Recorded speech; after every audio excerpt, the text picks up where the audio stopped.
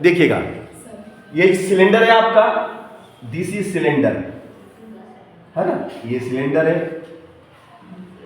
है ना, ये भी सिलेंडर है, ठीक है।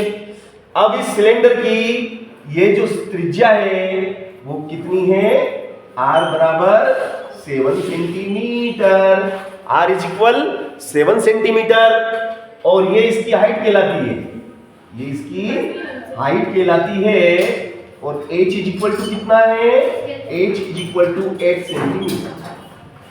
दिस इज ए सिलेंडर, है ना। अब हमें त्रिज्या और ऊंचाई दी गई है, हमें निकालना बेलन का आयतन। तो आयतन का सूत्र क्या होता है, आयतन का सूत्र होता है पाई आर स्क्वायर एच, होता है ना।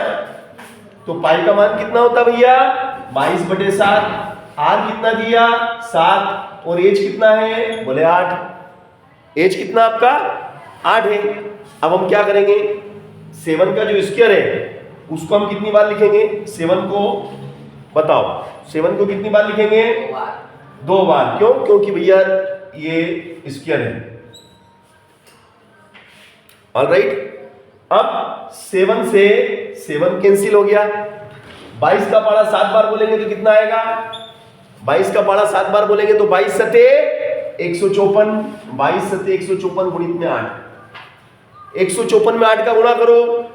जब हम 154 में 8 का गुणा करेंगे तो कितना आएगा बताओ, 154 में हम 8 का गुणा करेंगे कितना आएगा, v इज इक्वल टू 8 चौक 32 का 2, 8 चौक 32 का 2, हासिल लगा 3, 8 पंजे 40, 3 43, 8 एकम 8, 8 4 12, 1232 घन सेंटीमीटर, घन सेंटीमीटर ऐसा लिखेंगे।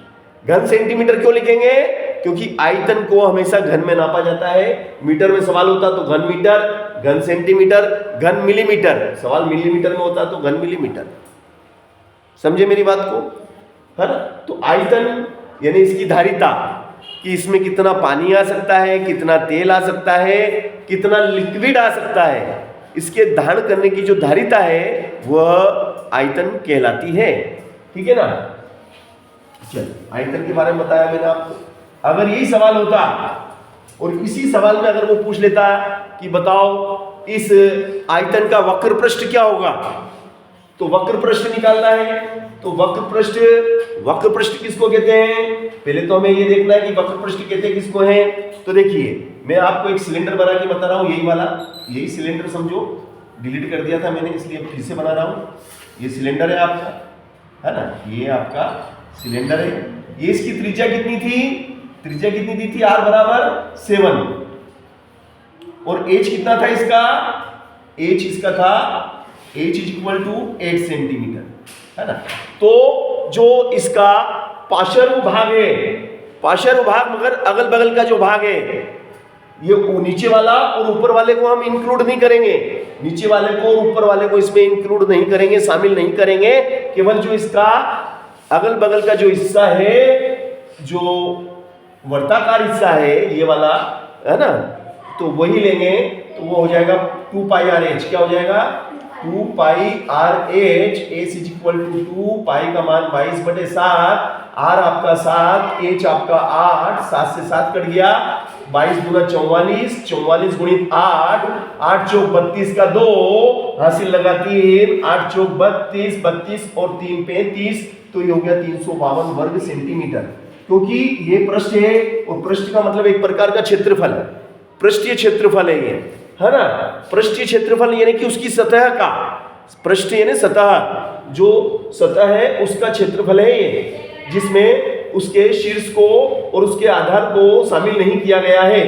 अब मान लो ये बोल देता है इसका संपूर्ण पृष्ठ निकालो, क्या बोल देता कि भाई ऐसा बेलन है जिसकी त्रिज्या 7 है और ऊंचाई 8 है और इसका संपूर्ण पृष्ठ ज्ञात करो। तो संपूर्ण पृष्ठ का सूत्र लगा देते हैं, है ना, 2 पाई आर ब्रैकेट में r plus h, 2 pi r plus h.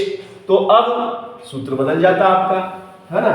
तो सूत्र बदल गया है तो मान लिख देंगे, एच बराबर क्या हो गया 2 पाई का मान 22/7, आर बोले तो 7, 7 धन 8, 7 धन 8, 7 से 7 गया, एच इज इक्वल टू 22 गुना 44, 7 8 और 15 और ये हो गया 15 चौक 60 की जीरो, 15 चौक 60, 60 की जीरो यहां से लगा 6, 15 चौक 60, 60 और 6 66, 660 वर्ग सेंटीमीटर। इस तरीके से हमने आपको दिए गए सिलेंडर बेलन का आयतन निकालना, वक्र पृष्ठ निकालना और संपूर्ण पृष्ठ निकालना बताया। तो आप इन तीनों सूत्रों को याद कर लेंगे और इसी से रिलेटेड अन्य सवालों को करेंगे। ओके।